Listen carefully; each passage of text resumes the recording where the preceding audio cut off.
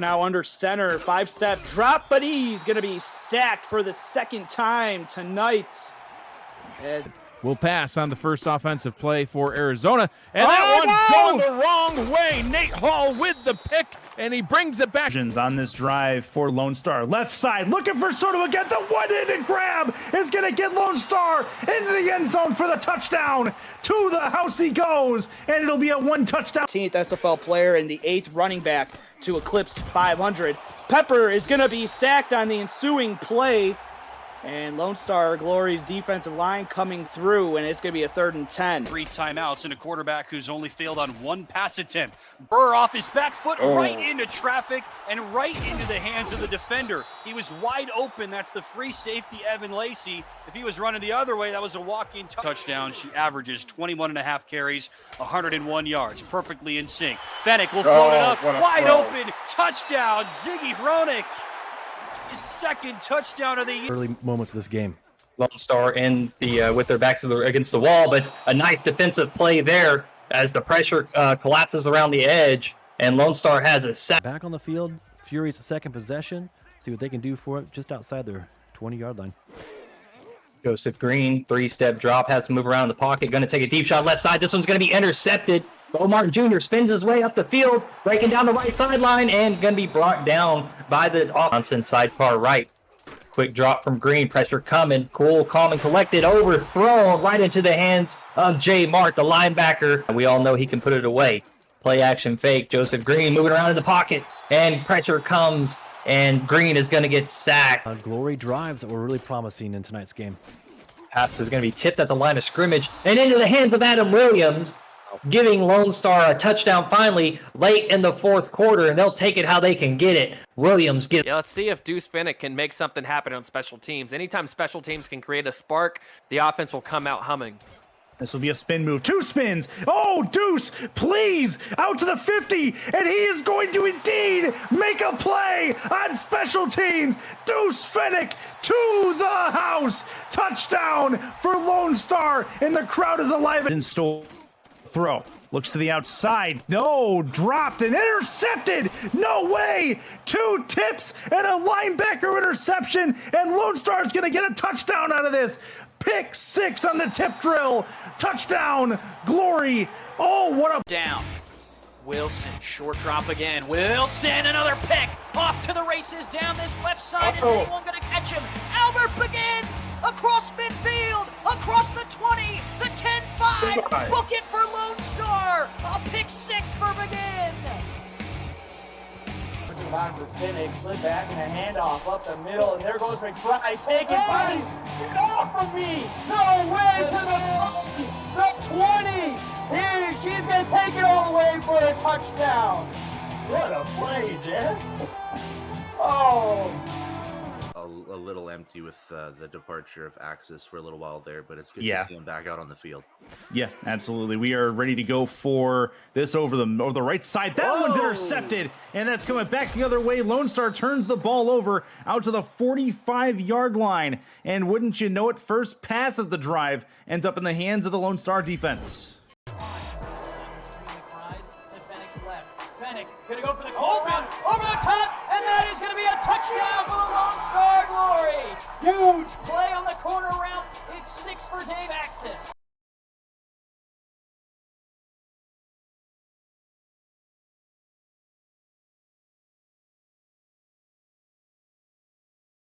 Ladies and gentlemen, boys and girls of all ages, welcome, and thank you for joining us on this glorious evening as we embark on our journey on the road to glory.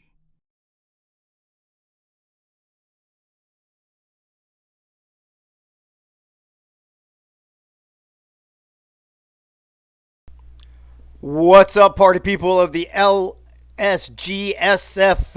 everything community, Texas, Dallas, Denton, Fort Worth, everywhere around the Texas area and in the SFL Nation. What's going on tonight? How's everybody doing this Wednesday night? Welcome to the third ride number 3 on the road to glory as we check out Lone Star's season, our ride to glory in season 18 of the SFL.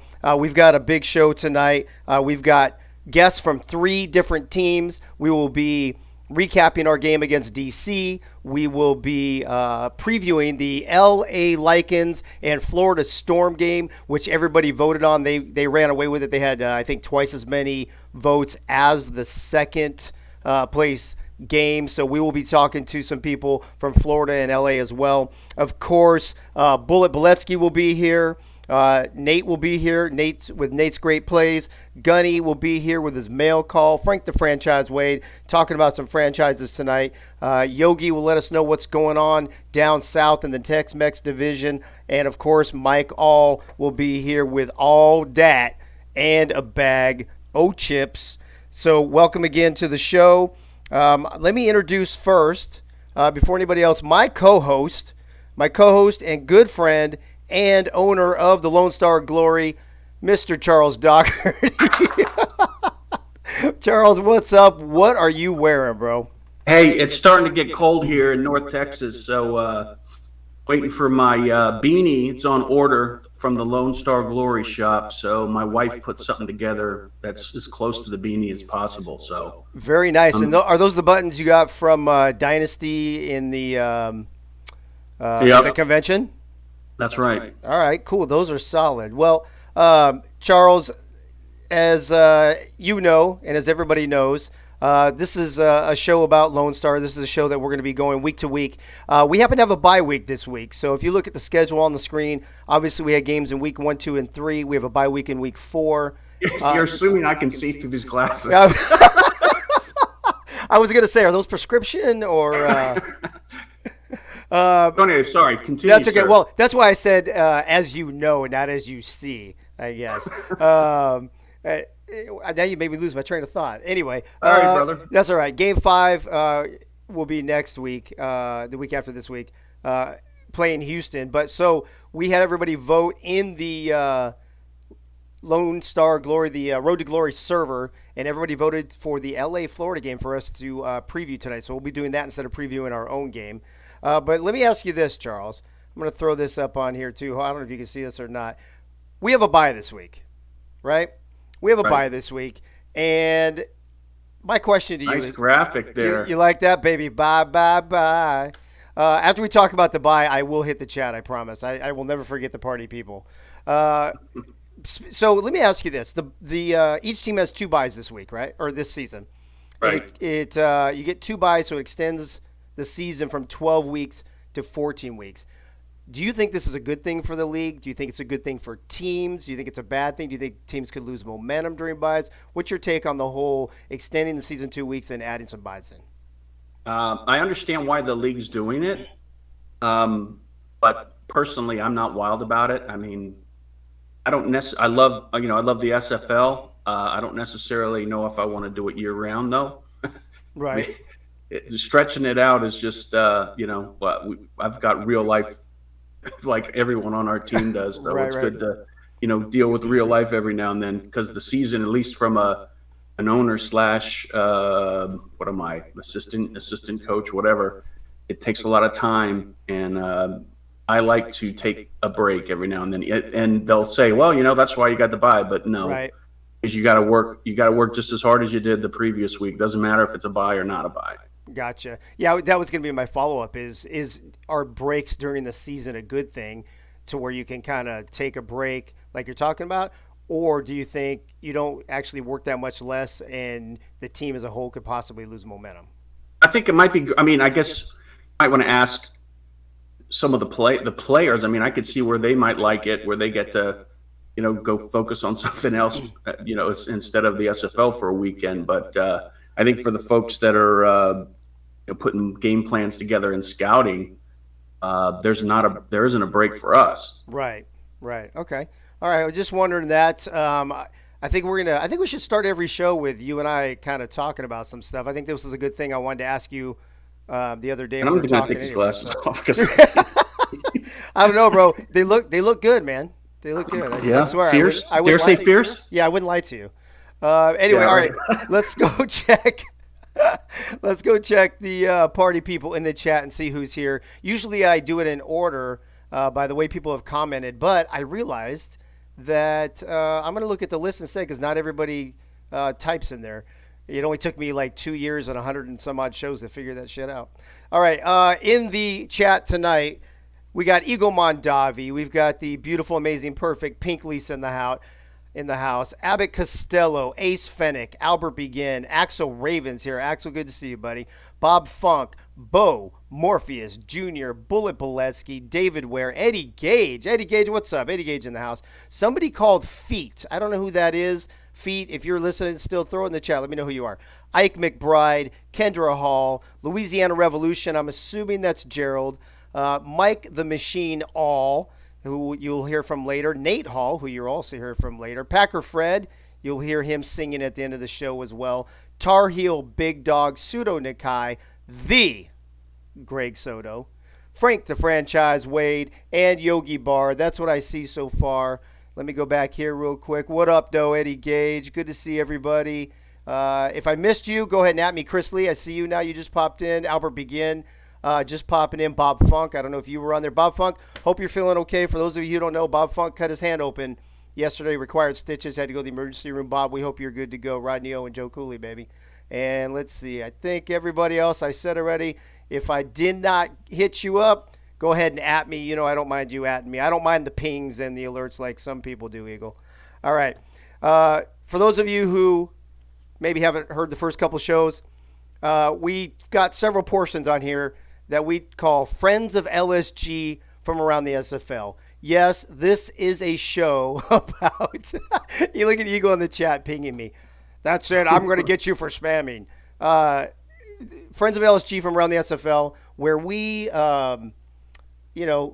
a show about LSG for the most part, but we still talk about other things around the league, other teams. Obviously, we have teams on to talk about our games with them and stuff. So it is a mostly LSG, but partly SFL show. So we have friends of LSG from around the SFL that come on to help us out with some of them. And one of them is my man, Charlie Bullet Boletsky. Bullet, what's up, bro? How you doing tonight, man? Uh-oh. Are you muted, bro? You're muted, bro. Bullet, you're muted, bro. Bullet's muted. About that. That's all right. I can't. I haven't said that in a long time, so I got to get your muted bros in anyway. I have a quota I have to meet. There you go. There you go. How you doing tonight, bro? Hanging in there. Digging out from all the snow we got up here in the Northeast. Yeah, I heard some people got like over 2 feet. I got a foot. We got a foot in New York City, which is crazy. But that is crazy. Yeah. Lots of shoveling, lots of sore muscles now.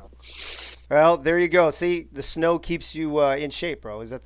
No, it does. It does. It was actually a great workout. I bet it was. All right. You ready to do this? I am ready. All right. Bullet has 4 bullet points tonight. To recap, the Ride to Glory, ride number 2. Bullet, go ahead. Bullet point number 1. All righty. Before we start, I just wanted to tell Charles that he was looking for a little more Dave bashing, and he's going to get some today. So. Yes. Everybody loves it when I get bashed on. I don't get it. Yeah. Why you hate me? I love you, Dave. But here we go. All right. Bullet point number 1 for last week's show. Okay. Dave inadvertently muted himself for almost a minute to start off show number 2. He apparently either had a few too many pre-show buttery Chardonnays, or it was brilliant execution of PsyOps marketing, and we will be seeing your Muted Bro t-shirts and memorabilia all over the new Lone Star store very soon. The answer for now remains a mystery. But for what it's worth, I'll take my t-shirt in a large, Dave. There you go. Hey, there's always a method to my madness. I may not know what it is at the time, but that's what I got you for, Bullet. There you go. All right. Oops, go ahead, Dave. No, go ahead. Bullet number 2. Bullet number 2. Okay, during his Week 3 game preview, Frank the Franchise Wade revealed that he was like a gymnast, very flexible. Dave seemed to quickly and almost gleefully acknowledge this. Please keep in mind that I'm just presenting the facts and not suggesting anything whatsoever. In a related story, it's been confirmed that a pommel horse and some horizontal bars have recently been delivered to the Access Studio, and a Louisiana Revolution van was spotted around the corner. Just so. That's awesome. Hey, I saw a couple of Louisiana people in the chat tonight too. So I can respectfully say Hashtag no comment. All right. Okay. Bullet point number 3, bro. Where does one even get a pommel horse? Dave knows. It's gonna be in our store pretty soon. Yeah, there you go. All right. Okay, bullet point number 3. Thanks to a friendly wager between the Glory and the Knights, it has been confirmed that Chad Rowland is in fact the skid marks in the underwear of Greg Soto. There was also some talk of a reach around and an industrial-sized can of lube, but my sources have not been able to confirm if any post-game meetup has yet occurred. Both teams were unavailable for comment. Stay tuned. Oh my gosh, I don't even know what to say about that. I'm just gonna move on to bullet point number 4. Fair enough. Okay, bullet point number 4. Mike All almost got the show kicked off Twitch with what can only be described as a grotesque display of finger licking after chowing down on a bag of Doritos. This would be an instance where the memory erase stick from Men in Black would be a very useful tool. Please don't do that again, Mike. Oh my gosh, you know what? And I don't know if you guys saw, I tried to get, cut it as quick as I could, but I was definitely too late on that bad boy. Can't unsee that, Dave. You cannot unsee that. All right, Bullet, thank you so much. Love you coming in here and doing this for us. And and we'll actually talk to you again later in the show. Sounds good, Dave. All right, bro. Thanks again, man. You got it. All right, folks. I went out of order here. I was supposed to announce my panelists or have Charles announce the panelists here before we went to Bullet, but I messed it up. So I have to mess up at least once every show, or else it just doesn't feel realistic to me, I guess. So, Charles, you want to go ahead and introduce our 2 panelists this evening? Okay, our 2 panelists from Lone Star Glory. Number 1, our starting cornerback. Number 1 in our hearts and number 1 cornerback on the field. The one and only, the voice, Audacious. Voice Audacious. Bo, what's up, bro? How you feeling, man? How you doing? Hey, thank you very much for that wonderful, wonderful introduction there, Charles. How am I doing, Dave? I'm doing all right. Right now, I got my my twisted knee in the cryogenic chamber, trying to get right for, while we're off on the bye week, trying to get ready for our next matchup. So I got my twisted knee soaking in ice, and I should be ready to go. It's a glorious evening. It is always a glorious evening, especially on a Wednesday night. Thanks for joining us, bro. Charles, who else we got here? All right, our next special guest is multifaceted. Not only is he a beast on the field, catching the ball, the deep home run, and returning kicks, hopefully for a touchdown soon, but also he's the guru on our offensive playbook, the one, the only, the Cuban Missile, Greg Soto. Greg, what's up? What's going on? Just here, finally made it somewhat unscathed out of Gen Chat and here now on the show. Stay tuned towards the end of the show. I have some replies for people, so stay tuned. Okay, all right. We'll put that on after Mike All. How about that? Sounds good, man. All right, perfect. Good to see Frank the Franchise Wade in the chat as well. I think I might have already said Cliff Allen in the house. Cliff, what's up, buddy? Good to see you. Let's see if anybody else snuck in. Doyle, what's going on? We'll be seeing you soon here on the show in just a little bit. Good to see everybody. Referring back to our friends of LSG from around the SFL, we made a breaking news announcement last week of our new store, our Lone Store. That went live last week, which has been doing phenomenal, by the way. It's doing extremely well, and we appreciate everybody who's ordered gear off of there. We really do. At the time, I had mentioned Louisiana and Atlanta. I had thanked them for setting, the trend for that, and giving credit where credit is due. And so, in that same kind of respect, if you will, Bryant Dynasty reached out to me and asked me if it would be okay for them to put a commercial, 28 seconds, less than 30 seconds, so you guys can do it, for them and for their store, because they are having a huge sale starting this Saturday for their bye week, and it's actually called something about buy. I think they did a play on words with buy. So we are more than welcome, more than happy to do this for Atlanta. So here's 28 seconds of Bryant Dynasty's hair and Atlanta's sale. Here we go.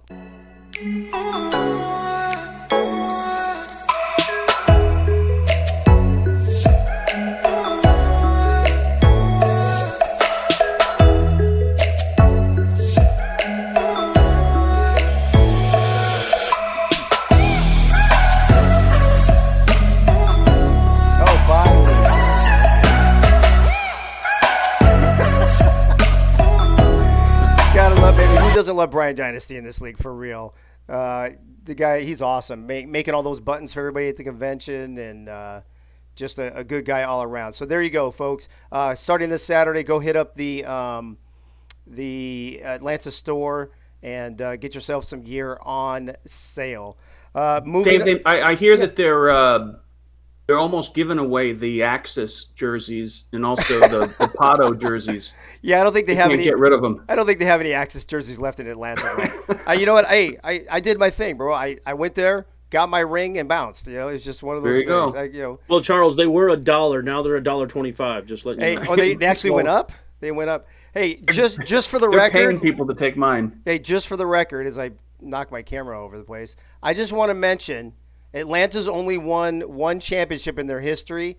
It happened to be the year I was there, and since I left, they haven't won again. Coincidence? I think not. That's all I'm saying. Ponder on that. All right, let's move on the show. We have a very special guest here with us tonight. And by special, I mean non-human. This gentleman ran over Lone Star for, I don't know, what is it, about 600, 700, 800 yards and 17 touchdowns or whatever. I think, as a matter of fact, I think I just saw him run right behind me. I think he just ran for another 50 yards right behind me. But everybody, please welcome to the show the dynamic running back from the DC Dragons, Mr. Kevin Say. Kevin, what's up? How you doing? Are you out of breath yet? Oh, yeah, I'm tired. I'm tired right now. I bet you are. I bet you are. Do you guys have a bye week this week, or do you guys have a game? I honestly don't know. I wonder. I was gonna say you might need that extra rest, bro. You got to get some oxygen in those lungs or something now. Yeah, I believe we do have a game. I couldn't tell you who it was against, though. I've been a little bit busy to start the week. Well, if you don't run for at least 200 yards and 3 touchdowns against this team this week, I'm going to take it personal. Well, in that case, I'm going to do my best. Let's start off with this. I have some clips of some of these crazy, ridiculous, unbelievable, non-human runs you put on us there, Kevin Say. I'm going to throw one at a time, and we can discuss them. I'm not sure if you have a screen in front of you or not, but put together for us by the great quarterback for Lone Star, Ace Fenech. So let's check a couple of these clips out real quick. Kevin Say, 99-yard touchdown, the first play out the box. And this was a big one. I think, was this your first one, the 99-yarder? Yeah, that was the first one of the day. All right. Well, here we go. Check this out. Play nonetheless for the DC Dragons. And that's Kevin Say with the carry, and he's a dangerous runner as he breaks free. Could he go all 99? Is anyone going to catch him? 30, 25, 20, running out of gas, 10, 5, touchdown. DK Vincent sounds Kevin excited. Say, 99 yards. Towards the end, that piano started getting heavy. I almost didn't make it. Yeah, I was gonna say you got to slow down a little bit there. You almost got caught. As you were watching this play, first of all, have you ever had a 99-yard touchdown pass before that? No. Or never. I'm sorry, I meant run, touchdown run. Yeah, never. So that was another record against Lone Star where you have your longest touchdown against Lone Star. That's awesome to hear. Bo Martin Jr., you're part of the defense for Lone Star. Unfortunately, you got hurt early in the game, which I think hurt us a little bit later in the game. But while you're out there on the field, watching Kevin Say perform the way he was, what's going through your mind, bro? You know what? I'll be honest, man. I knew I wasn't going to catch him, but this might be a little selfish. It was just an honor to be catching up to him in that play. like I was literally watching him run towards the end zone, and the best thing I could think is like, wow, I'm actually getting closer. Like, I'm catching up. Like, I didn't catch him, but just the fact that I was catching up to him, to be honest, said a lot about my speed. Because I'm like, if I'm catching up to a running back, you know, and he's flying as fast as he was, and I was like, man, I must be pretty quick myself. So it was a little bit of solace in getting burned for a touchdown. But, yeah, dude is fast. I get you. Real quick, a couple more people jumping in the chat here. Benji Matson's in the house. I think I mentioned Cliff Allen already. Commander Root, which we see him in some other places a lot. Ron Cochran's in the house. Good to see you, Ron. And somebody, V and K. I'm not sure who that is, but welcome to the third edition of the Road to Glory. Sorry. All right, Kevin, let's check out your next clip. 46-yard touchdown. I mean, come on, bro. It's like half of what you did before. You can't do another 90-yarder? I mean, come on. Oh, believe me, I was trying. I know. I think this is the one, though, where you've got that sweet spin. So let's play this clip and let's check it out.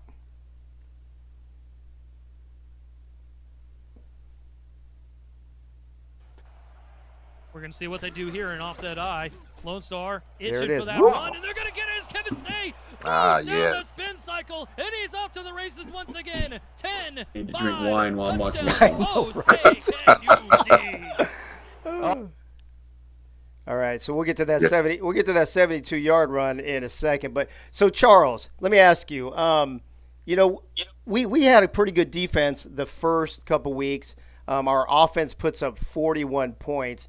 But how do you game plan against a running back that's going to run a 48, a 72, and a 99-yard touchdown against you? Well, clearly not the way I did. I mean, I rolled the dice and I went to Vegas and I came out with no clothes on. Okay, that's basically it. I mean, it wasn't the players on the defense. I didn't put them in a position to succeed, so it's all on me. Well, I mean, I just don't know. I mean, I've never seen anything like that where they I mean, if you count the Kanye kickoff return, that's 4 plays, 4 touchdown runs of over whatever it was, 50-something yards. I don't know if I've ever seen that before. Now, I mean, may I ask a question for Kevin? Yeah, absolutely. So, Kevin, coming into the season, when they told you what they were going to sign you at, what your contract was going to be, did you know that was going to be one of the highest contracts for the league, and also did it maybe add some pressure for you to perform? Actually, I didn't know at the start. I didn't know until the contract got sent to me how the value of it or anything like that. And I told him, because once we started the free agency and everything, I told him if they needed to cut some of my salary off to sign the people, because I know we were kind of cutting it close towards the end. Did you, when you watched the game, were you by yourself, or did you have family and friends with you, or what was the viewing situation for you? This game, I was by myself. My son Peanut was up in Michigan. They went up there, and then my wife and my youngest son were at work. So unfortunately, I was watching it by myself. As a former running back in this league, I mean, I've never had Pseudo Nakai never had a game like that, and I could only imagine what was going through your head when you were putting up those numbers, man. Well done. Thank you. Well, we're not done yet, because we got out to watch a 72-yard touchdown down Oh, there, Kevin. sorry. Say. You're 99, 56, 72. I don't know where, just all random. Are any of these prime numbers? I mean, they're just so random. But They're bad numbers. there it is. All right, here we go. Now is Synergy in an I formation, going to hand it off to Kevin Spin. Say. Oh, outside. He was blocking, and he's gone. There's no way anyone's going to catch him. Get out of here. 10, 5, That one looked like your touchdown, easiest one, Kevin. What was up that? You looked like you were slacking a little bit. Bro. Yeah, at first I thought I was going to get stuck behind the lineman, but he happened to get away from him and took it all the way. That was another nice run. And then before we ask you a couple other questions, I'm going to have Greg jump in here, and then we're going to see your buddy Kanye Rockefeller return a touchdown. But Greg, we've already talked about this, you and I personally. It's tough to put 41 points on the board at home and lose. If you take away, if you give Kanye the touchdown and maybe Kevin breaks one of those, we probably win the ball game. Or if Kevin only gets 2 of those, we go to overtime. I mean, how much of a determining factor was he just the factor in the game last week, Kevin Say? Yeah, he was just the factor, I believe. It's it's tough because I think we scouted their defense pretty well. I mean, again, putting up 41 points, we were able to do that. It's just tough. And look, it was like that during the week. There were games where Kevin was just balling out, and then I think it's one of those things that I talked before, and Charles and I and Albert and James, we all talk about it, where we see something and it's like, I don't know, maybe we could do a little bit better to shut them down even more than what we're seeing. And then we just got overly aggressive. I think we just got overly aggressive on defense, and Charles was pointing to himself, but it's all of us. I mean, we were all simming. We all talk to each other, and we're like, hey, what are you seeing here? What are you seeing here? And yeah, sometimes in the Sims, being aggressive worked, and maybe we should have seen if we saw like a breakout, run, maybe like, oh, hey, maybe let's go back, but maybe we just kind of skipped it and we just let it go because we were kind of happy that hopefully we were going to be able to shut him down. But I'll tell you what he did, we never saw in our Sims. So I don't know if they put. Another thing we couldn't do was the defense couldn't really get to synergy, and we were doing that during the week. So I don't know if they put some coaches' points on that offensive line to kind of hold our defensive line at bay for the most part. But that was big too, I think. I don't know if they did or not, but in the game it seemed like that happened. I think we only had the one sack, I think, by Bobo, right? Yeah, and during the week, that there was more of that going on, and they don't have. I don't think they have any offensive linemen. So, at least for Charles and the coaching staff's ego, I hope they did put some points on those offensive linemen, just to make us feel a little bit better. Kevin is just. He was a beast. I mean, it's just unbelievable, man. He was a beast, Kevin. So. Not only were you pretty much non-human in that game, but your buddy Kanye Rockefeller. I got to ask you one of two things, right? He's hurt. He gets hurt early. He's gone. He's out the entire first half, and then he comes right back in the game and runs a touchdown back for 102. So either was he faking it and he was just chilling in the locker room the first half or whatever, or do you think he got like a special IV in the locker room? What happened with Rockefeller here? Actually, we needed him in the game because as soon as he went out, you guys started picking on his replacement. That's what we do, bro. And he gave up some. He held his ground some. But I know Kanye was ready to get back in the game. And when he did, he definitely made an impact on the game in that way. He definitely did. Let's take a look at that impact right now, everybody. Kanye Rockefeller, 102-yard kick return for a touchdown after being injured the entire first half Following of the game. field goal by the Lone Star Glory, they shortened that deficit there to 8 points, a one-possession ball game as Rockefeller gets back into the ball game, handling the return duties, and he's free. He might bust it up the middle. He's got no one in front of him. 30, 25, 20, 15, 10, 5, touchdown, Kanye, saying and so. All on that return, and it... 102 yards, 99 yards, 72 yards, and 56 yards. Kevin Say, you, Kanye, the whole DC crew, along with us. Like I said, I think 93 points is the highest combined total in the league so far this season. But you guys put on a show with us, and it was a pleasure having you guys in Denton, as well as having you on the show tonight. Any last thoughts you want to share with anybody about the game or anything upcoming or anything about your team before you go? Well, we're starting to get over that hump, so hopefully we won't be under the radar as much as we have been. We've come to play, and I just want to give a quick shout out to Lauren Percoco and Chris Britton, because without them, since we don't have any linemen, without them blocking and everything, those holes definitely wouldn't be opening up. Awesome. Well, Kevin, thank you for coming on the Road to Glory. Thanks for sharing this time with us, and good luck the rest of the season, bro. We appreciate you. Thank you. Take care. All right. Hey, man. real quick. I know, Dave, you said it, but Kevin, thank you again for being on the show, but don't come back to Denton, man. Come on. Have a good night. You're a great guy. Go someplace else, man. Don't come back to Denton. Well, I think, dude, he's like 5-0 in Houston now. I think I saw Destra post. Yeah, but you're like, thank you for coming to Denton. No, don't thank him for coming to Denton. Maybe we can have it at our place next time. Yeah, okay. Thank you anyway. As long as you and Kanye are hurt, then it sounds like a good deal, bro. I'm fine by looking at you from afar, Kevin. Have fun. There you go. There you go. All right, guys. Take care. Take it easy, bro. All right, folks.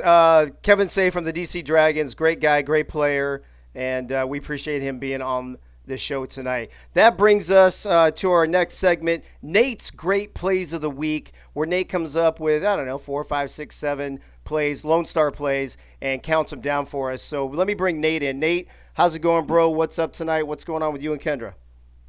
We are doing absolutely fantastic. Another great week going on over here at the Hall household, and ready to get this segment underway. That's awesome. Before we do that, let me check the chat real quick. The commissioner, Cam, is in the house.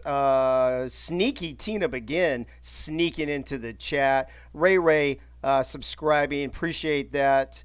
Let me see if anybody else jumped in. I think I've already acknowledged everybody else, so I think we're good there. Thank you, everybody, for tuning in the show. Ride number 3, the Road to Glory. So speaking of the Road to Glory, Nate, let's hit up this video. What's the first one? What's your first play you got for us tonight? Number 7, none other than our very own Ike Truckstick McBride with an amazing run in the second quarter.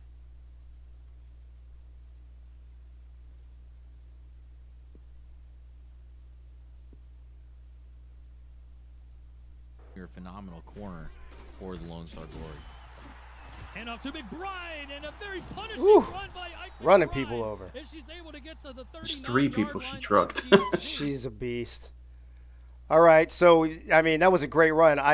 She always has at least one good run a game, right? Usually she breaks it for more, but she always has that one big highlight, Nate, every week, and that was one where she ran over 3 people. That was a good play.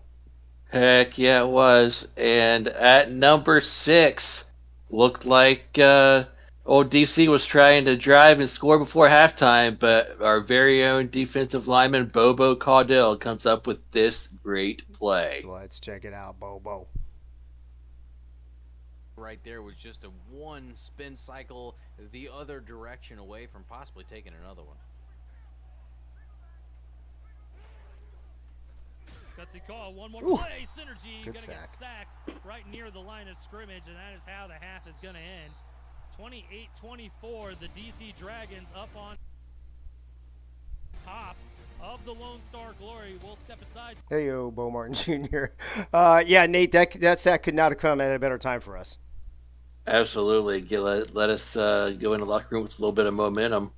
Number 5, our very own defensive back, our safety, Albert Begin, with one of his 2 interceptions. This one made number 5. Going empty set, 5 wide. Synergy, airing it out. Over the middle, into covers, picked off. Going the other way is Lone Star with blockers, and he's going to make it out to the DC 40-yard line. That was a nice pick. And then, of course, Albert Begin jumps in the chat with his slogan, "I'm kind of a big deal," which you will see soon in the Lone Star Glory, in the Lone Store, with his player and his slogan on there. But Nate, what's number? Albert also had 11 tackles, so that was pretty great game for him. Amazing. All right, what we got for number 4?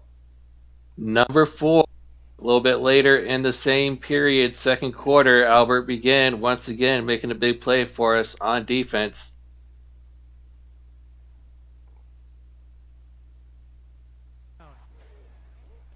Threw a pick in this last formation. He's going to throw it over. Ooh, looked like Kevin Say right there. Near sideline, goes and there. Another good spin move, and that's Albert Begin with his second. He was taking notes on the sideline, watching Kevin Say doing his spin moves, and said, I can do the same thing. Exactly. So Albert Begin, 11 tackles, 2 interceptions. He definitely balled out, Nate. Absolutely did. He helped us big time on defense, stay in this game, and we needed him every bit of it. All right, number 3.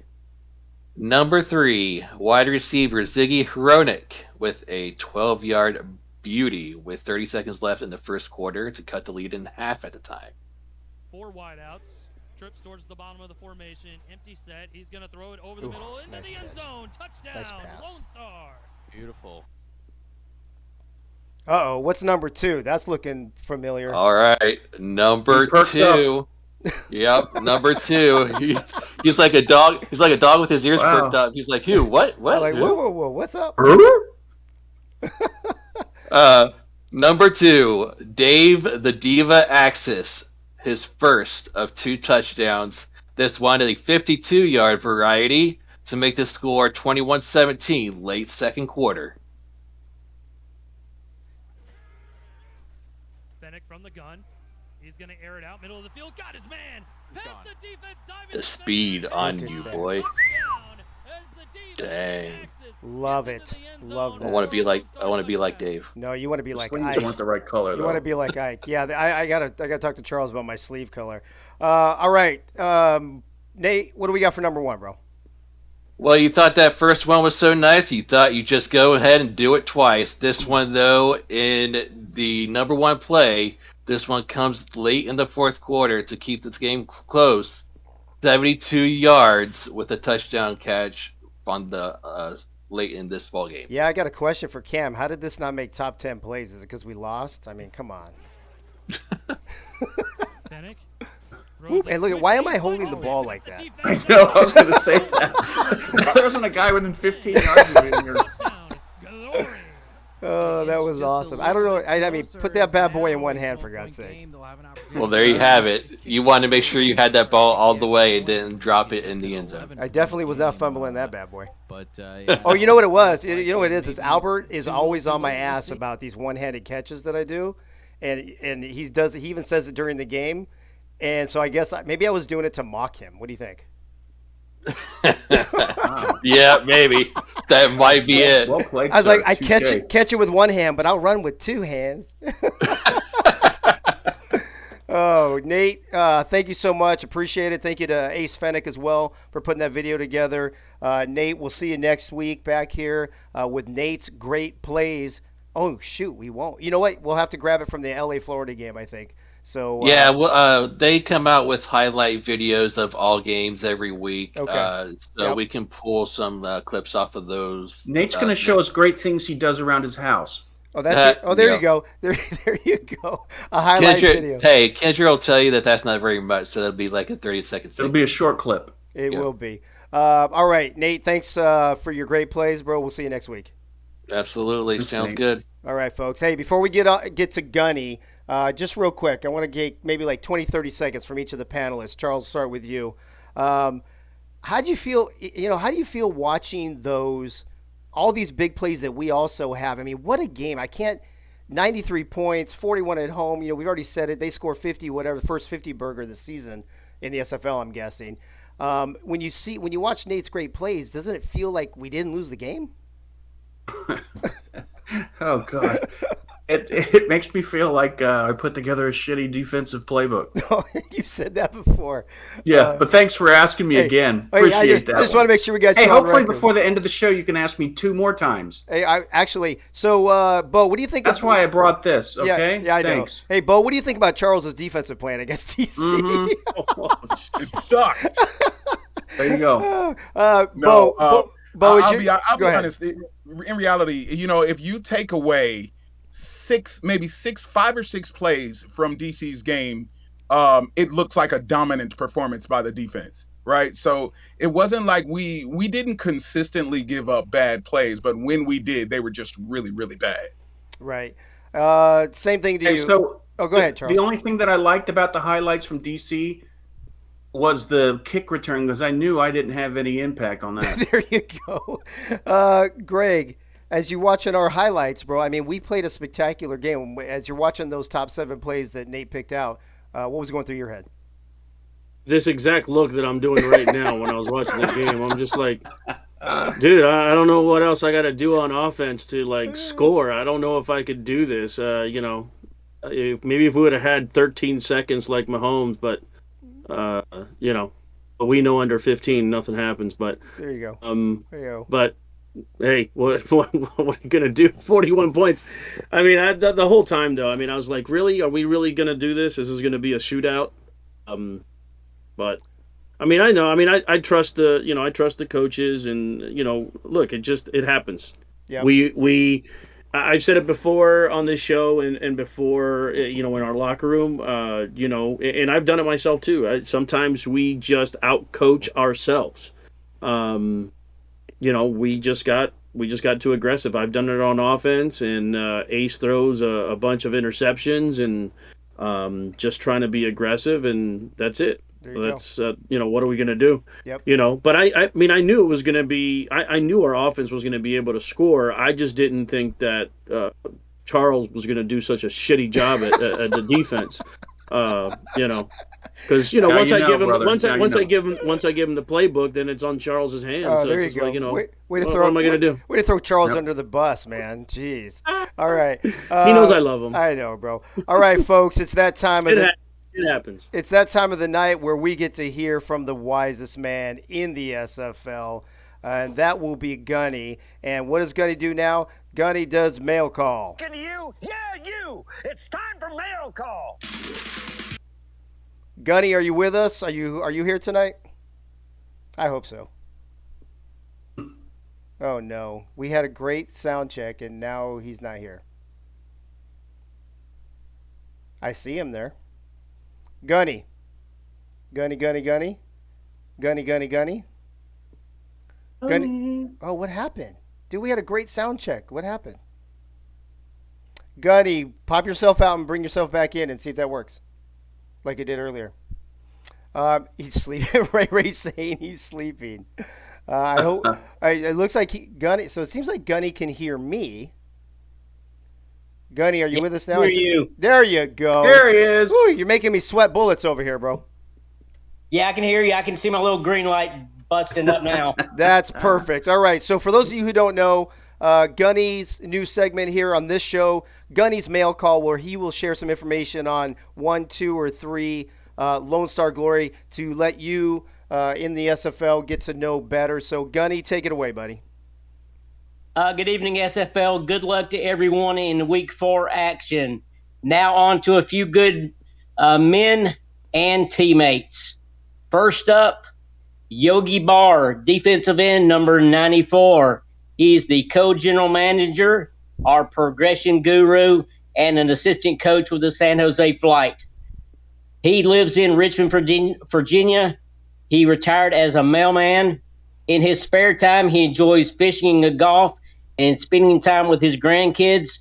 Grandkid number 10 is due in about 3 more weeks, around February 21st. That's like 10 too many, Gunny. Just saying. Yeah. Wow. In season 14, Yogi was drafted by the Charleston Predators in the second round, 24th overall. Some stats for Yogi in his SFL career: 78 tackles, 48 assisted tackles, 20.5 sacks, and 43 tackles for a loss. Next up, we have his teammate, linebacker Bogey Barr. Season 18, first-round draft pick. I believe he was our 14th pick, linebacker. Bogey came to us from Salt Lake City Rattlers, where he amassed 89 tackles, 2.5 sacks, 17 tackles for loss, and 5 pass defended. At LSG so far, he has 17 tackles, no sacks as of yet, 1 tackle for loss, and 2 pass defended. Bogey also comes to us from Richmond, Virginia. Yogi and Bogey met in high school and have been best friends since 1975. Wow. After high school, both Yogi and Bogey continued their football careers at Hampton Sydney College. That was Yogi. He was a fullback, and Bogey was a safety. He went to Georgia Tech, respectively. Fun facts about Bogey and Yogi. Bogey previously lived in Georgia, which is actually in the same county that I live in now. So maybe Bogey and I have crossed paths before. We never knew it. Yogi and Bogey also graduated from the same high school in Virginia as my mom did, class of 1958. Bogey, welcome to the team. Yogi, it was a pleasure meeting you at the convention. Good luck to both of you the rest of the season. Stay glorious. Dave, that is all. Gunny, thank you so much. We love all the information, the detail you bring. You are the man, and that is why you are the wisest man in the SFL. Thank you, Gunny. Appreciate it, buddy. All right, folks. That's going to bring up another segment of Friends of LSG from around the SFL. And because we are on a bye this week, we don't have a game to preview. So what we're going to do instead is if you guys remember, we put in the Discord server for everybody to vote on which of the games coming up this week you would want us to preview, and we would preview it. We would have guests on from there, and it turns out that LA and Florida ran away with it, had twice as many votes as the second place game. So that means it is now time to bring in my buddy Frank the Franchise Wade, who's going to talk about, actually I don't even know if he's going to talk about both franchises or just one, because I know we got LA on the schedule later. But Frank, how you doing? Welcome back to the show, bro. I'm doing great, Dave. I'm glad to be here as always. Well, what do you got for us tonight? You going to talk about both or just one, or what's the deal? Well, what I decided to do was, since y'all are on a bye week, I'm not going to talk about a particular franchise, but I am going to mention some franchise players that are on both teams. Oh, okay, great. Now, of course, you mentioned that you're going to be taking on LA later on this season, possibility of maybe, making the playoffs and maybe hooking up with Florida in the playoffs at some point. You never know, but I figured I would talk about a franchise player from each side. So who better to start with than veteran quarterback Ron Cochran of the Florida Storm. Cochran joined the league in season 9, has made the playoffs every season of his 9-season career. Now entering his 10th, he's accumulated over 32,000 yards in the regular season, 218 touchdowns, 207 interceptions. If he had to do any season over again, it'd probably be season 14 and 15, where he threw 31 interceptions in both seasons. That's 1/3 of his interception total. He also saw his highest sack total in both as well. Cochran has led the Storm to 3 consecutive championships in season 10, season 11, and season 12. The Storm went undefeated, first time ever happening in the SFL in season 11. He has over 5,000 yards, playoff yards passing, 39 touchdowns, and 30 interceptions. Cochran led the Storm to the championship game again in season 14, only to lose on a walk-off field goal. Then again in season 15, but lost the elusive 4th title. Cochran was also named Diva of the Week on Axis Live, RIP. Now, let's talk about the Lycans. In season 16, Tom Robin became part owner of the Los Angeles franchise and brought his family with him, including Nico. Before that, he was quarterback of the Las Vegas Fury, where he passed for almost 14,000 yards, 81 touchdowns, 117 interceptions. But when he moved to LA, he sat out the first year, became a fullback after sitting that year out, and became a receiving threat out of the backfield and a lead blocker. He caught 47 passes for 363 yards and a touchdown, only rushed the ball 10 times for 21 yards. This season, he has touched the ball 17 times for 61 yards and 1 touchdown. But when Tom does is let others excel at premier positions that he thinks will benefit the team.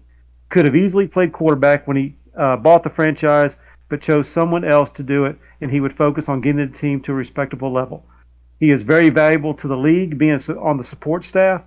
He and Rochelle Colston have done a great job in building this team, keeping some of the old, signing key free agents, and drafting pretty well. This game will be a classic, or should be a classic. A historic franchise versus another up-and-coming franchise. A lot of talent on both, talented coaching staffs, and great people on both sides. I can't wait to watch. Awesome, Frank. I love when you come on and give all the detail about these franchises and these players. It's very informative. Thank you for educating some of us and entertaining the rest of us. We really appreciate you. Hey, it's my pleasure, Dave. Good night, party people. Later, bro. We'll see you next week, man.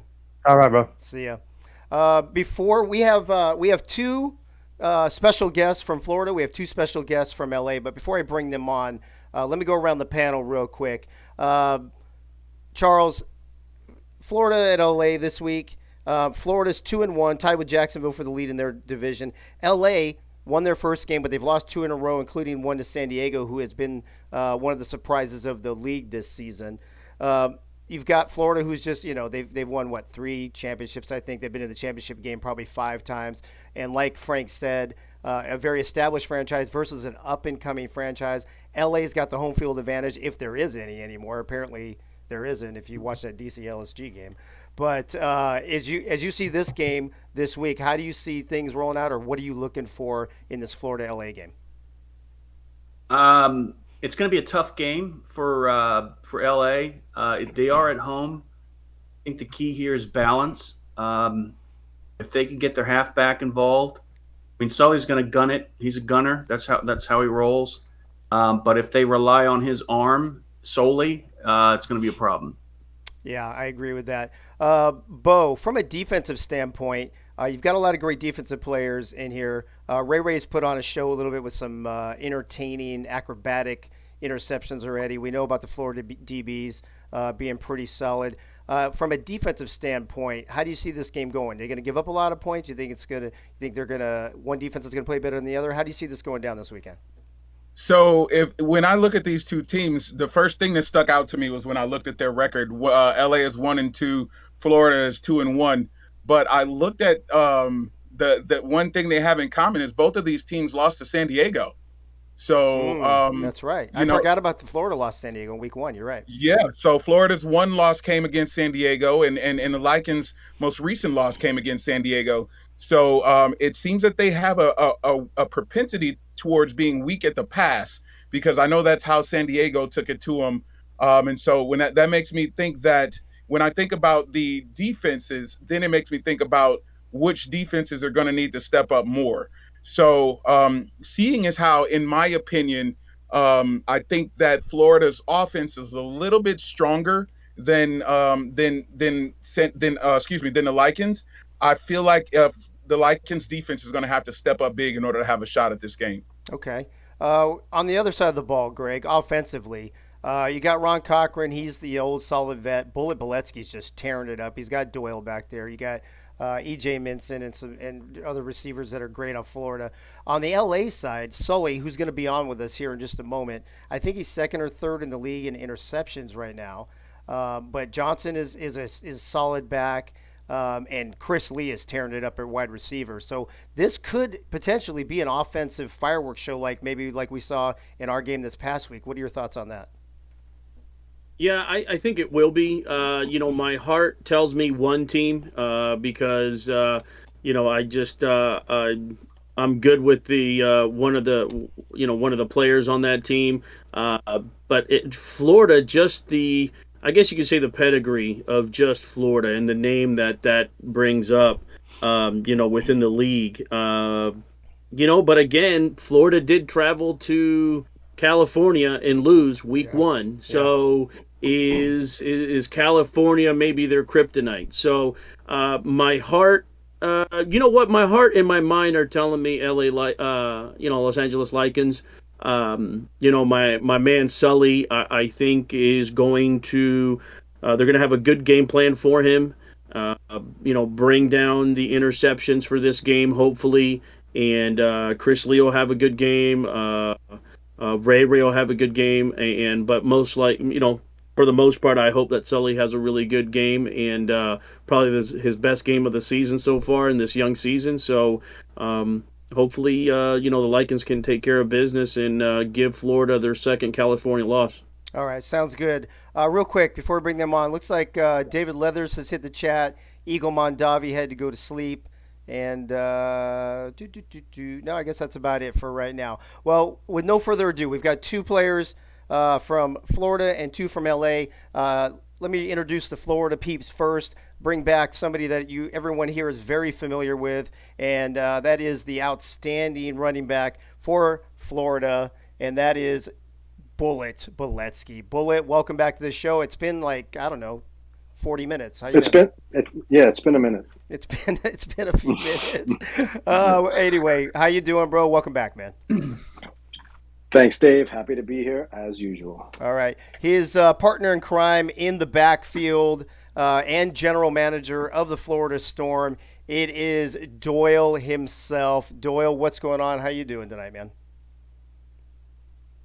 You're muted, bro. Dude, that's like a record tonight already, I think.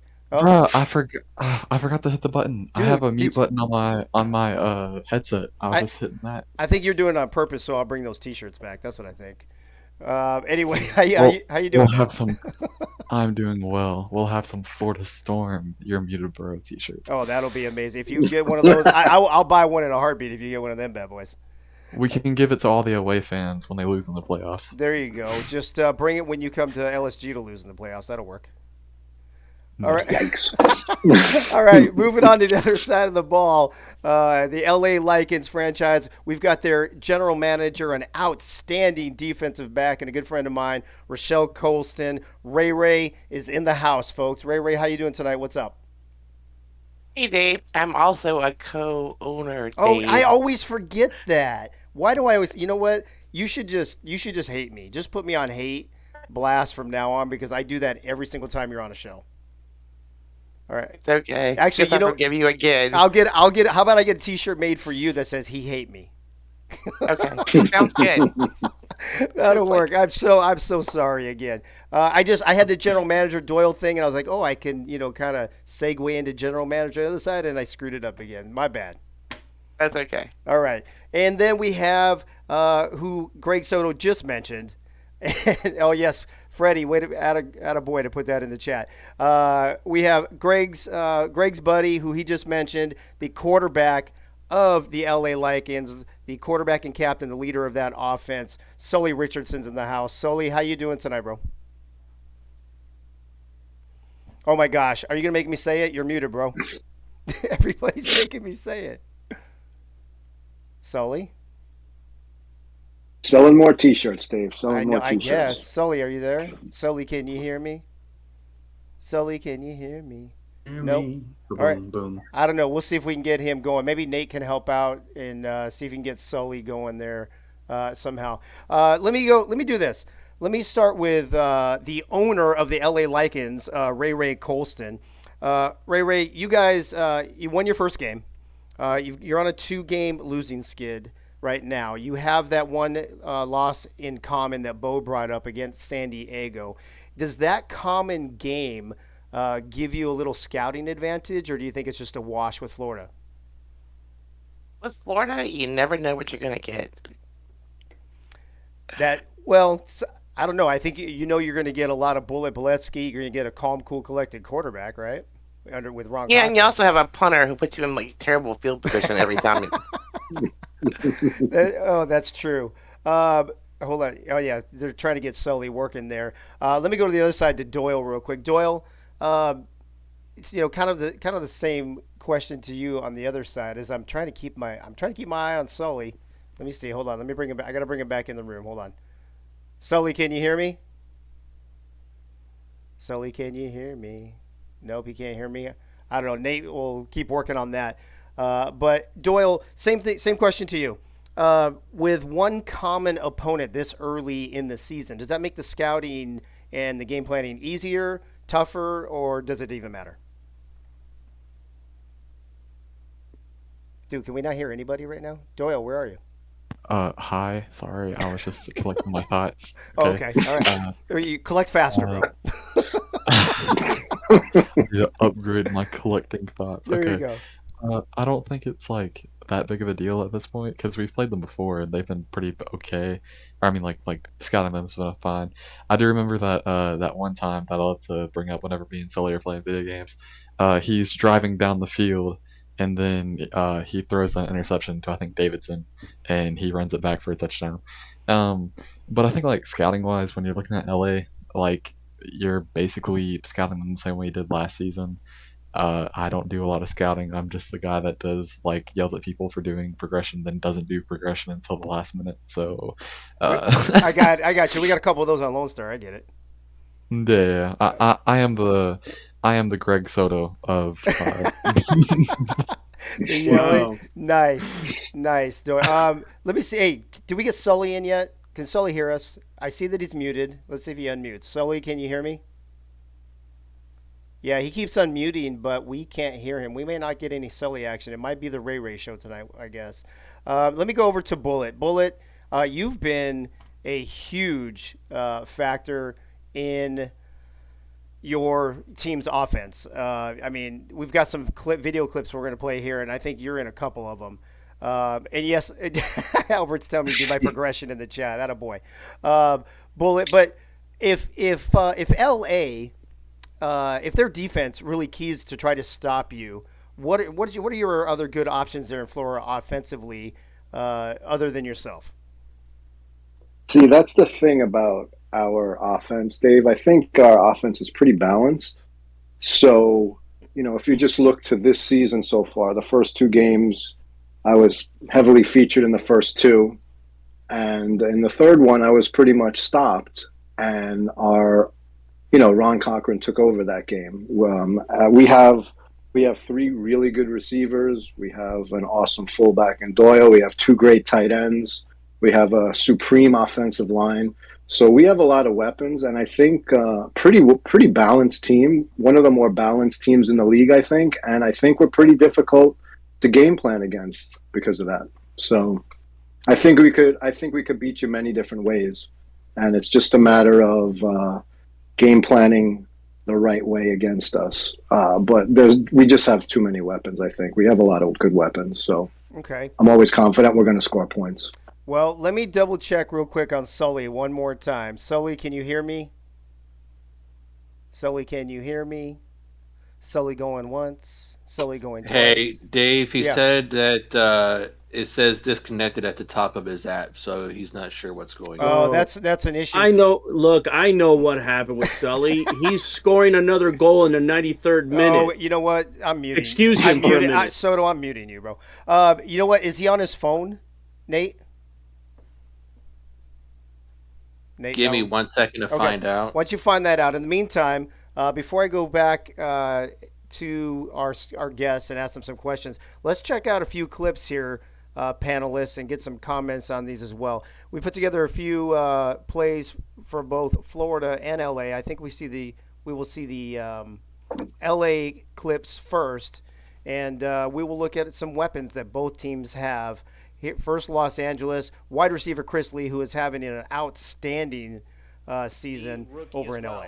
4 wide receivers here for the LA Lycans. They're going to throw it deep, and the pass is going to be caught. The pass is going to be caught past the 40 and down to the 34, marking at the 32-yard line as Chris Lee got behind the defense, Charles. I mean, that was a great play. I think and what a great pass by Sully, too. LA trying to test that secondary of Charleston. Gotta love those 88s, baby. Oh, and then check this interception out from Ray. This is one of my favorites so far. Steps up in the pocket. Look at that. Pass is going to be deflected, and it's going to be intercepted. Rochelle Colston. That was crazy.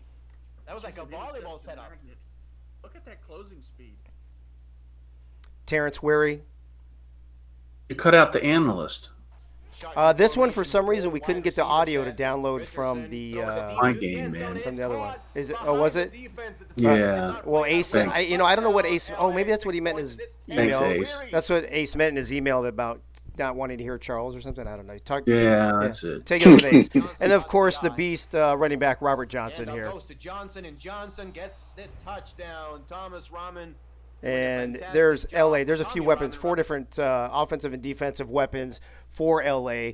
Rochelle, first of all, as an owner and GM of LA, how great does it feel? Rochelle, you're going formal on us. I do. I know.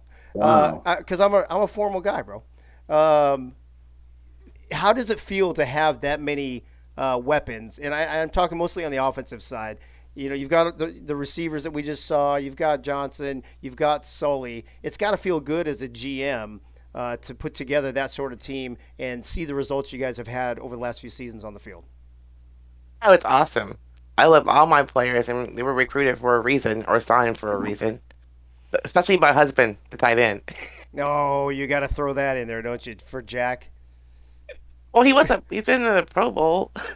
Oh, there you go. Well, there you go then. Hey, Nate, tell him, find out if he's on Wi-Fi or if he's on his service, because if sometimes Discord, if you're on Wi-Fi, if you turn it off, you can just get it through your service, and it's a little better connection. So check that out. Doyle, during the video, you started to say something. What do you want to say? Are you collecting your thoughts, or are you muted, bro? I was like, I had my headset off. I had to put it back on. Chris Lee is having like a Cooper Cup-esque like rise in the league, honestly, because it's like the Rams kind of had this thing, or the NFL Rams, the other league, right? They had this like collection of wide receivers who are all okay, and then now like there's one receiver that's just having like the season of his career, and maybe the wide receiver one for the future. Yeah, that's a good point.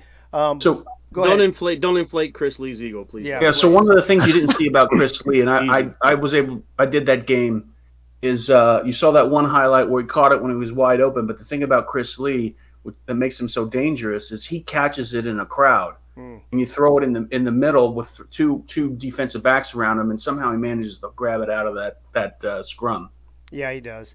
Chris Lee? Yeah. Well, yeah. But you know what? I think really the two main reasons why Chris Lee is such a great receiver is that he wears number 88 and he wears sleeves. I think that really. So are we saying that Chris Lee has good hands? I didn't say that. I said he wears number 88 and wears sleeves. Oh, I just wanted to know if Charles was saying that he has good hands, big hands. You know, if that's the case, we need to let the ladies know. Moving on. I said he catches the ball in a crowd. You can infer whatever you want out of that one, Tiger. Let me bring Bullet back in. Bullet, two great running backs in this game, yourself and Johnson. Let me just put you on the spot. Who's going to have a better day? Who's going to have more yards? Who's going to have more receptions?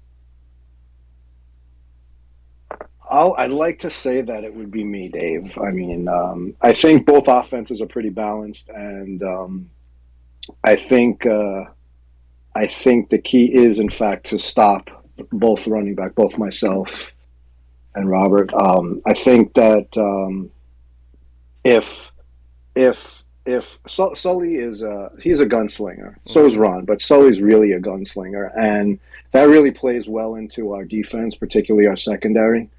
I think we have an elite secondary, and if Sully's going to be zinging it all over the field, I think we're going to get a couple of INTs on him. So I think that's really the key. I think that's the key matchup, Sully against our secondary. All right, good call. Let's check out these Florida highlights real quick before we wrap up this interview and then move on to the last two segments of the show. We're almost done already, folks. I can't believe it. Here's your highlights from the Florida Storm, and the first one out the box is Ryan Davidson, who Doyle brought up just a little bit ago.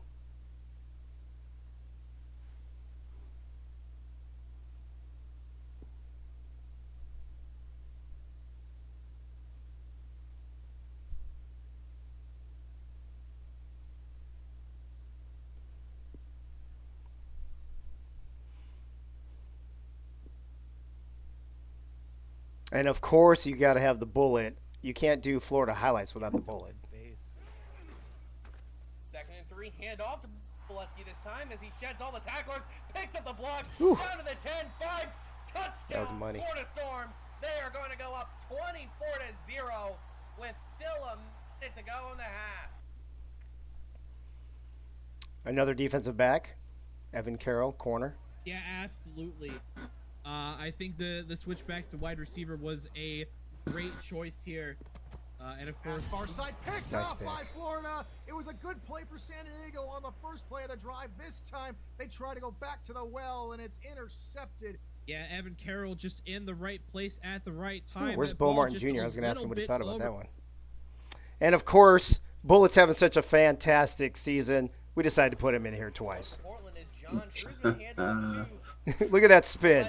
He's spilling, he ran over a defender, and he squeaks into the end zone.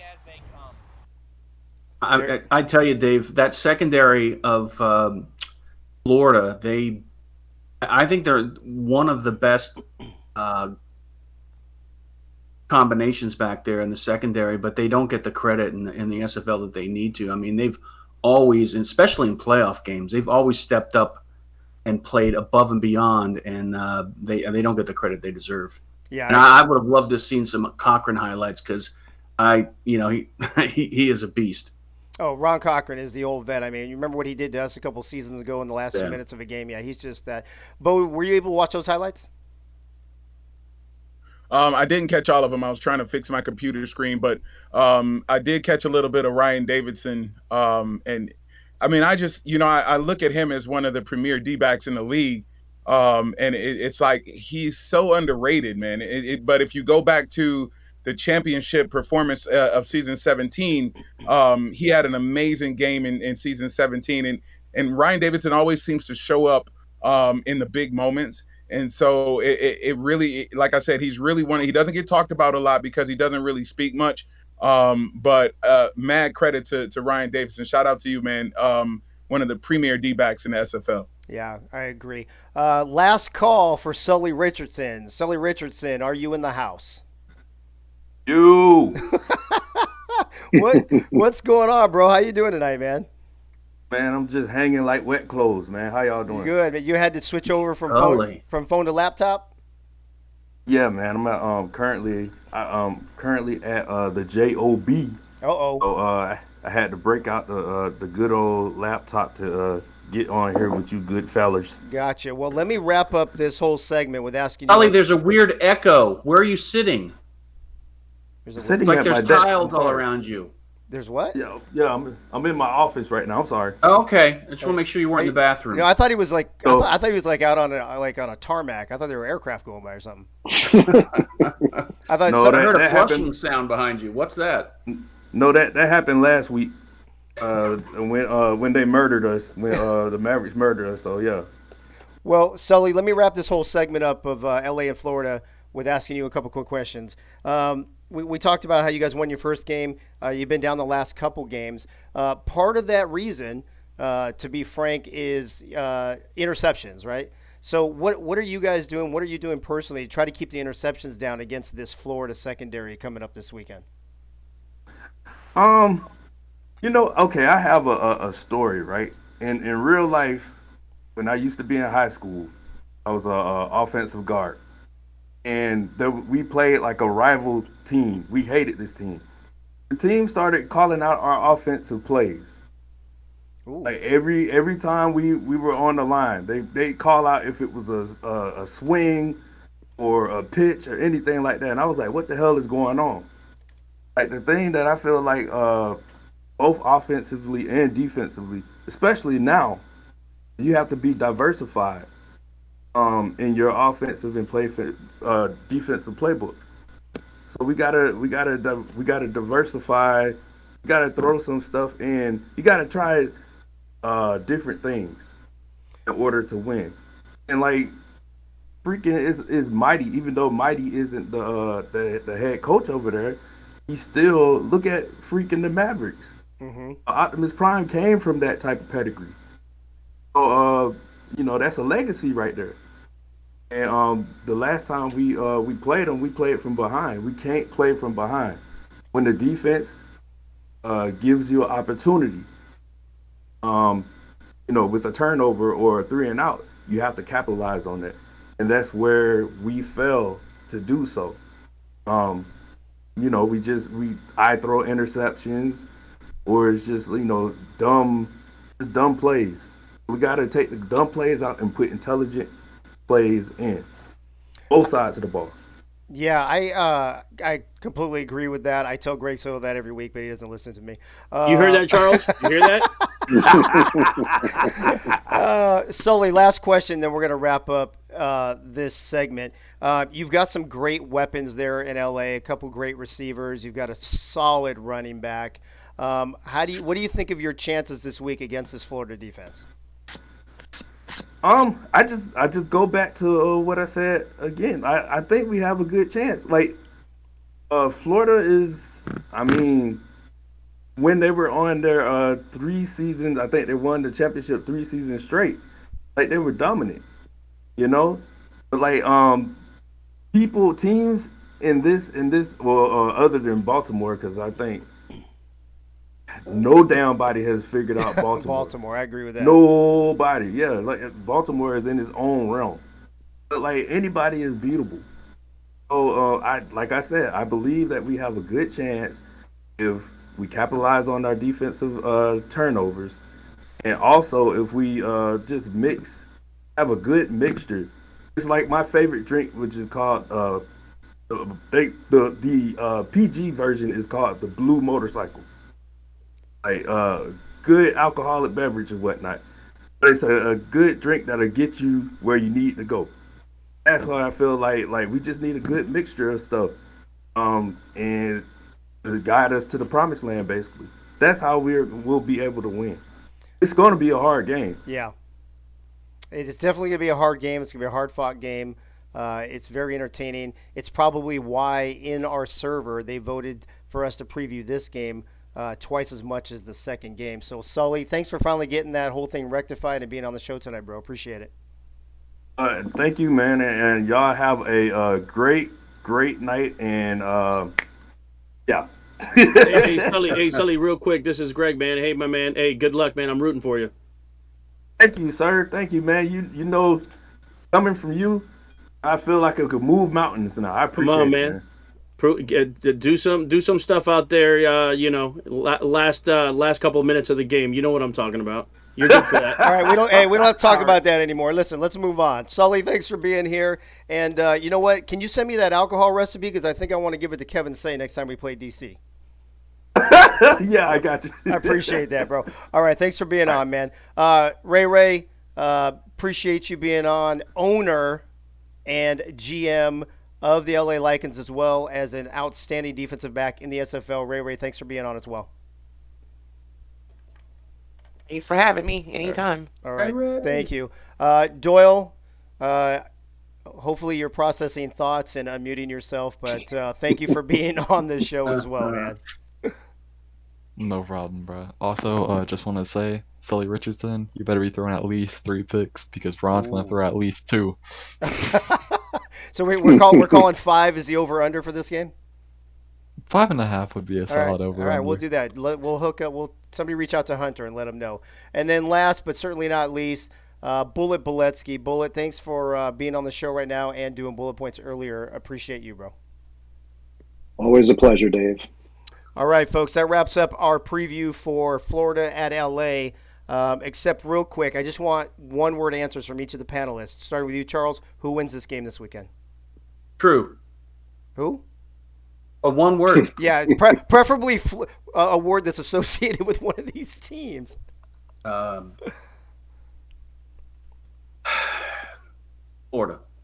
Florida. Okay. It's gonna be tough. That's gonna be tough. I know only one word, but it's gonna be really close. No, that's fine. Really close. Okay, good. Bo?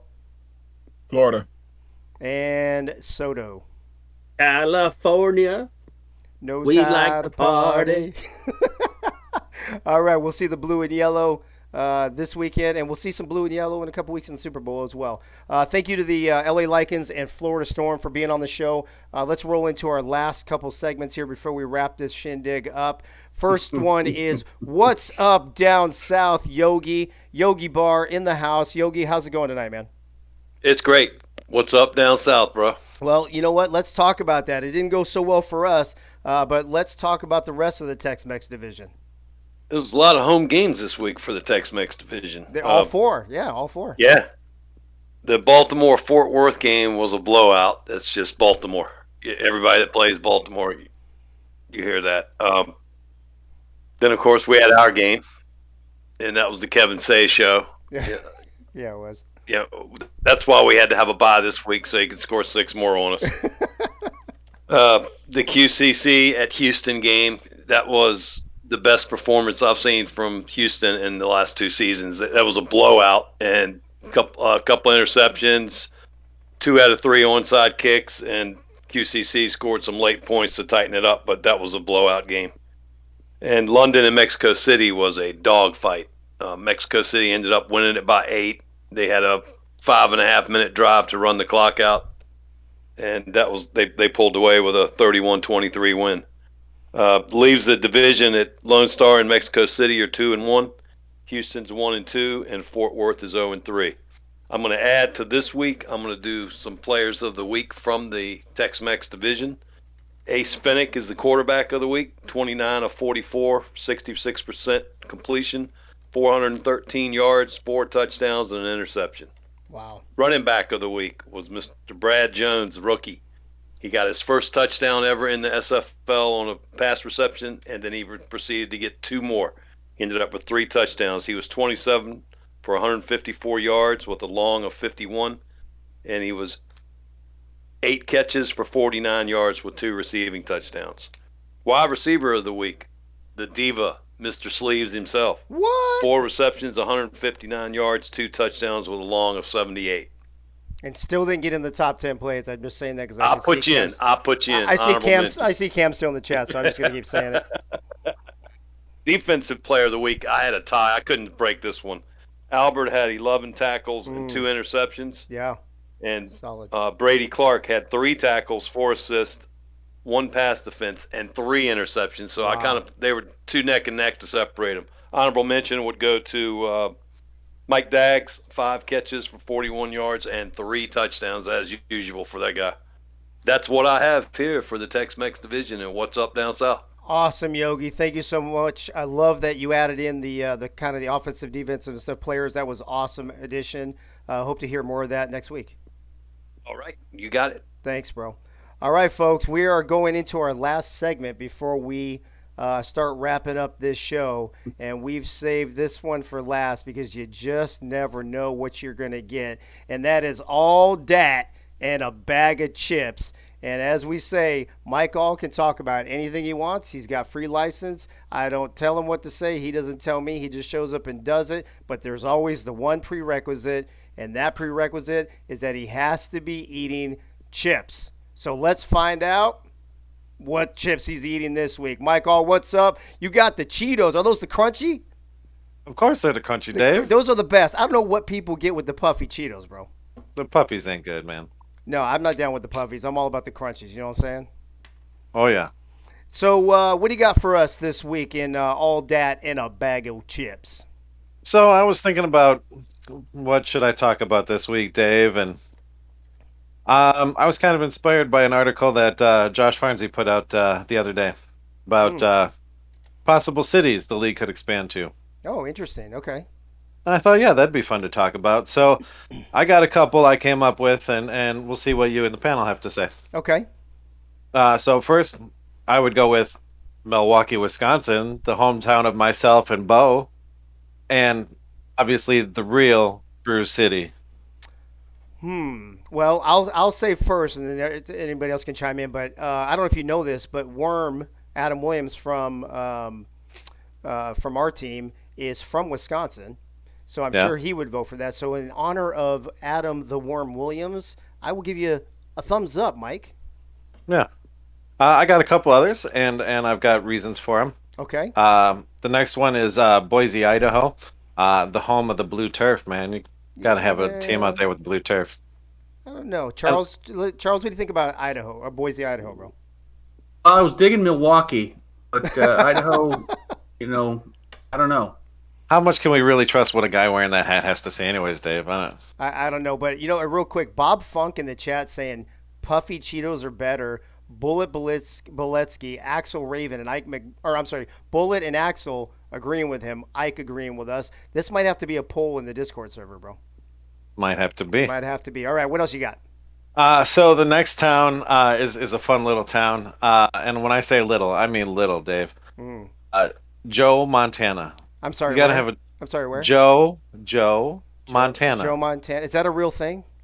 And so in 1993, the town of Ismay, Montana, who at the time had a population of 22, Dave. Wow. So they would have a really small stadium then. Yeah, no, they changed their name to Joe in an attempt to raise some money for the town. It didn't work that much, Dave. And now they're stuck with it. Well, yeah, and they jump back and forth between Joe and Ismay, but still, how cool would that to be having a franchise in Joe, Montana? That would be kind of fun. I could.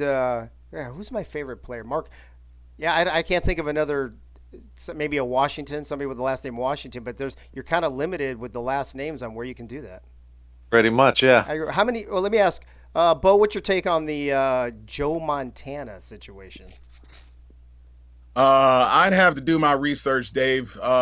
I'm not trying to go to a game where I got to worry about getting arrested every week because I don't fit in. So I'd have to do a little research on that before I cast my vote. Okay. What else? Mike, you got more cities? Got 2 more. Okay. Bismarck, North Dakota. It actually holds the Guinness World Record for the most snow angels at one time, with 8,962 people making them on the grounds of the state capitol. Well, if I'm going to go out on a limb and say if they put a team there, they'd probably have to play in a dome, right? No, they'd be the Snow Angels, Dave. They could be able to play on the snow. They could be the Snow Angels. I don't know if how many fans will. You think the fans will come to an outside stadium in that kind of weather? They go in Lambeau, Dave. Oh yeah, I guess so. Soto, what do you think about Snow Angels, man? Jeez, really, you got to go to me? No. So far, Milwaukee. So far, and Joe Montana. I mean, maybe Bo might not like it, but Bubba might like it. Oh, what if they did it in Bo, Montana? Bo, Montana. Can they change the name from Joe to Bo? Yeah. Whatever makes them money, Dave. Hey, then we can put an SFL team there for sure. That's marketable. Montana. I like that's Bo Montana. I like that. Yeah. All right, what's your last city, Mike? I like how you're thinking there, Dave. There you go. The last one would be Fort Knox, Kentucky, Dave, because there's gold there. They have the gold. Well, they used to have the gold there. I don't even know if we have any gold left. But I don't know. But I get it. Fort Knox. What would the name be? Fort Knox. The reserve. I don't know. the Fort Knox Golden Reserves. Yeah. The Fort Knox Gold Diggers. The Gold Diggers. There you go. That's perfect. Awesome. Well, yeah, I do remember seeing that article now that you mentioned it. I think Nashville was on that list, wasn't it? That he put out? I think it was, Dave, and I figured you'd be more of a Knoxville guy, so I figured I'd save that one for you to pick. Well, I am a Knoxville guy, but if they put a franchise in Nashville, Charles and I might have to have a talk. I'm just saying. Mike, he didn't think that was very funny. Nah, I don't think he did. But then again, he's wearing that hat, Dave. Yeah, well, which is funny. So that works out. All right, Michael, thanks for being on the show once again, having a different chip with you. And I 100% agree with you. Crunchy Cheetos over puffy Cheetos every day of the week. Damn straight. Later, bro. At least he didn't lick his fingers. At least he didn't lick his fingers this time. That's... Hey, at least I caught him. I caught him off that I wanted time. the shirt to start taking it off with all those chips going down his chest. Oh my God, I cut him off that time. All right, folks, this is the part of the show where we start winding things down. I'm going to mention one thing, and then I also, as we talked about at the beginning of the show, Greg said he wanted to address everybody with something. So before we do that, before we actually go through the wrapping up of the show, Freddie, I can hear your echo, bro. I want to remind everybody that about our loan store, and it's a My Spread shop, and we are going to have Albert model something pretty much every show. As you can see in this one, Albert snowboarding, serious snowboarding, and sporting the Lone Star jersey beanie that is in our Lone Store. So go ahead and go to loanstore.myspreadshop.com and check out that gear. And I believe as we get closer to warmer weather, and I heard this from Charles, so I don't know if it's true, but I think there's a tube top modeling in our future somewhere. So yeah, we're going to use not only Albert, but we've got all of our friends at Lone Star may be seen modeling some gear. So I wore this in honor of Albert because he was going with the beanie today, so I thought I would as well. That worked out perfectly, Charles. All right, that being said, before we go into our wrap-up, Greg Soto has something he wants to say. So, Greg, the mic is all yours, bro. Cool, thanks. So I wanna talk about what kind of transpired over the weekend that I guess you could say I was kind of involved in. So anything that I say is nothing to do with LSG. This is my own comments. This is my take on stuff. So I was watching a game this weekend. And basically, I just posted a question. It was a legitimate question. Didn't mean anything by it. And just asked, did something happen before, the league started going into legend setting? That's all I asked. And I asked it as a legitimate question during a game. I believe it was the Arizona-Atlanta game. The Arizona game that they played, I believe, whoever they were playing. And, and I honestly just asked it because I was watching it. And I said, you know what? Wow, this is crazy. It's happened 2 weeks in a row. So I let the community. It was really just a conversation starter for the community to talk about. So some people answered. You have some owners and you have some players saying yeah, no, back and forth. And then something came across that I probably would have just let it go if it, just going back and forth with players and owners and things like that and coaches. But something was said that kind of irked me the wrong way. And again, this is just my take. So I'm going to use this analogy. I look at the SFL as a bar where we all go to enjoy time with our friends and meet new people, to watch the game of football. So, we go to this bar, we meet new people, and there's all kinds of characters in the bar. You got people, over in the corner doing podcasts. You got some guy over in the other corner doing some crazy hot takes on predictions and what teams are going to do, and without, sometimes doing some backup data. And then you have, your usual guy that's there at the bar every day at the bar, kind of, in my opinion, kind of creepy, showing pictures of his family and stuff like that, almost, wanting everybody to know him and his family and his kids. But he's there every day. But it's okay. Everybody goes to the bar to enjoy the time. And, we're there and we notice that, the beer's a little flat, the beer is a little flat and it's been flat. And the owner comes out and says, hey, if you don't like it, too bad. Go start your own restaurant with fresh beer. So to me, when an owner of any establishment, and I know some people get defensive because it's their baby, but you know what my baby is? My baby is my green, my money. And if I go to anywhere for any type of service that I pay for, and the owner comes out and straight up says, make a new game or figure out a way to win the game earlier, it happens whatever percentage amount of time, that kind of bothers me a little bit. Because as a coach and as people that I know as owners and people that I know that scout and spend a lot of time on this, I think make a new game is basically telling me, I don't care, deal with it. And if I ever go and spend money at an establishment, and that's how I look at this, and the owner or the cook or the manager would tell me like, hey, too bad if you don't like the burger. This is how we're serving it. If you don't like it, go make a burger someplace else. You know what? I hit them where it counts, in the money, in the green. I don't go back and spend money in that establishment anymore. Unfortunately, I can't quite do that right now because all my friends want to go to this establishment.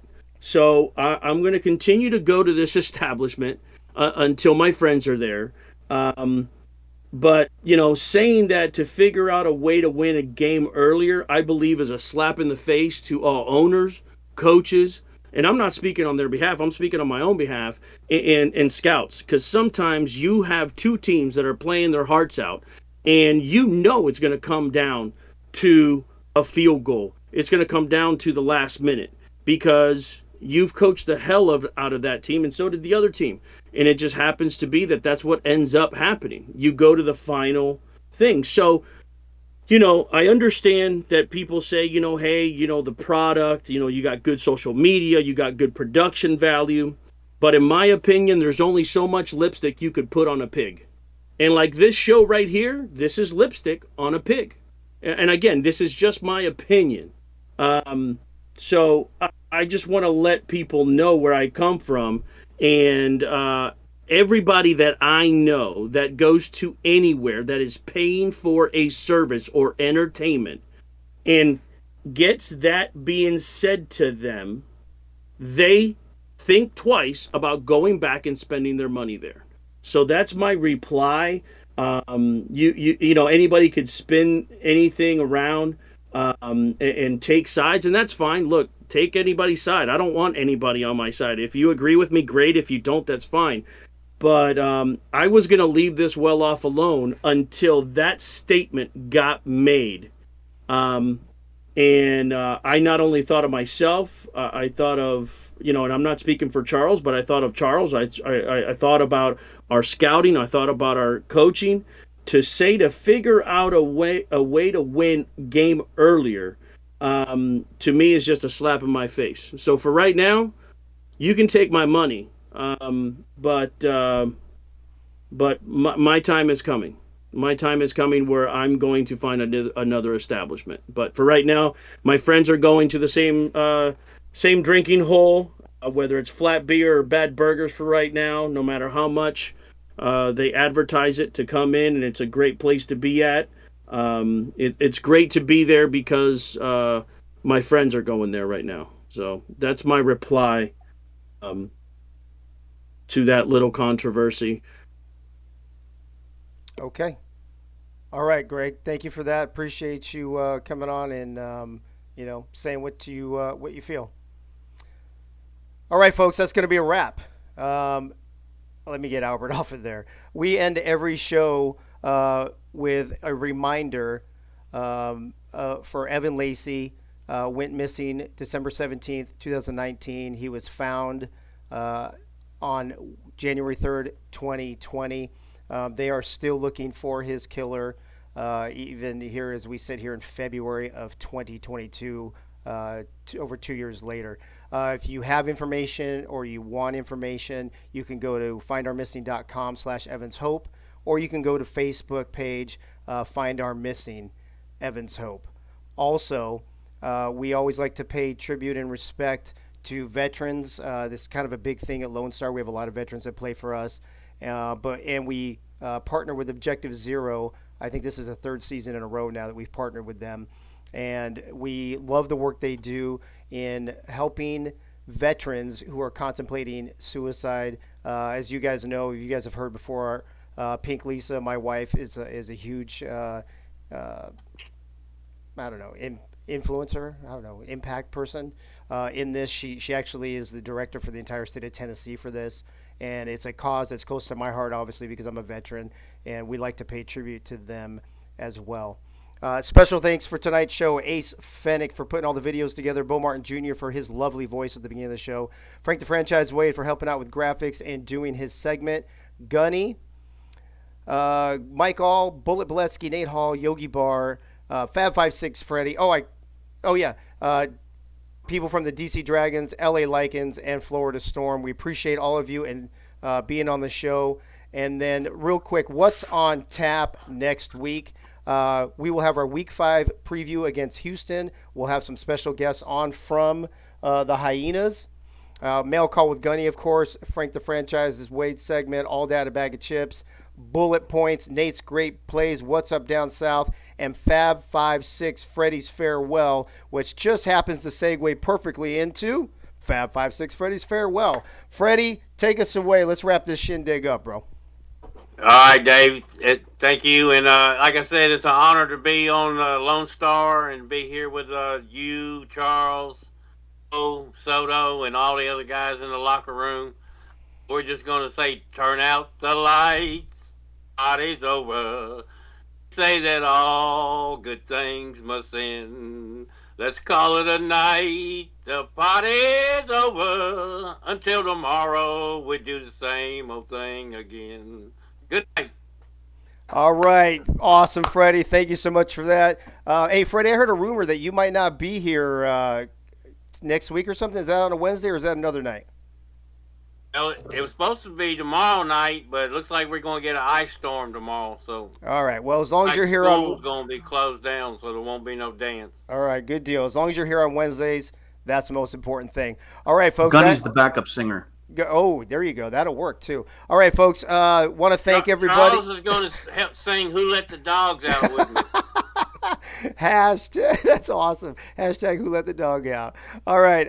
Let's thank everybody for being on the show.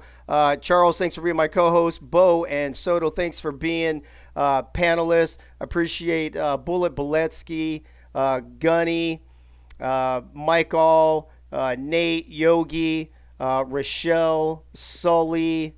I know I'm going to miss somebody. Doyle, Gunny, Is that everybody? I think that's everybody. If I missed you, I apologize. Apparently, I have too many people on the show. So, hey, I'm going to Greg's bar because the beer is never flat. Hey-o, there you go. Got some badass Cuban coffee too, so let's go. Oh, yeah. There you go. All right. Thank you, everybody, for tuning in to the third ride on the Road of Glory. Road to Glory. A ride in road. I'm messing that up. Let's try that again. Ready? Cut. Thanks for joining us. Ride number 3 on the Road to Glory. We'll be back next Wednesday night for ride number 4. Please have a glorious week. Good luck to the teams playing this weekend, and we will see you next Wednesday. What the hell is Bo doing down there? I don't know. You can't see me. I don't know. Like a mime. Half the time I don't know what Bo's doing. Half the time he's frozen, or he's not even he's not even there. I mean, I don't even think he pays attention to the show, bro. Anyway. Hey, Dave, can we have story time with Greg next time I'm on? Maybe. I think. No, I'm just kidding. Didn't somebody want story time with somebody else's voice? Was that Frank. Bo's? Oh, Frank. the franchise. Frank the franchise way. There you go. Dude, we could put a whole storybook together if we had like Frank and Benji and Bo and just read all these different stories. I think we should market that. SFL bedtime stories. What do you think? I want Freddie to read Old Yeller. Hey, I'm down for that, Dave. All right. Oh, I bet you are. All right, everybody. I think we need to get out of here before we start talking some inappropriate things. So thank you again for tuning in. We'll see you next week. Well, if I knew that was that, I could drag this out for 20 more minutes, bro. Come on, brother. All right, bro. We'll see everybody next week. Thanks for tuning in. Have a glorious week. We'll see you next Wednesday.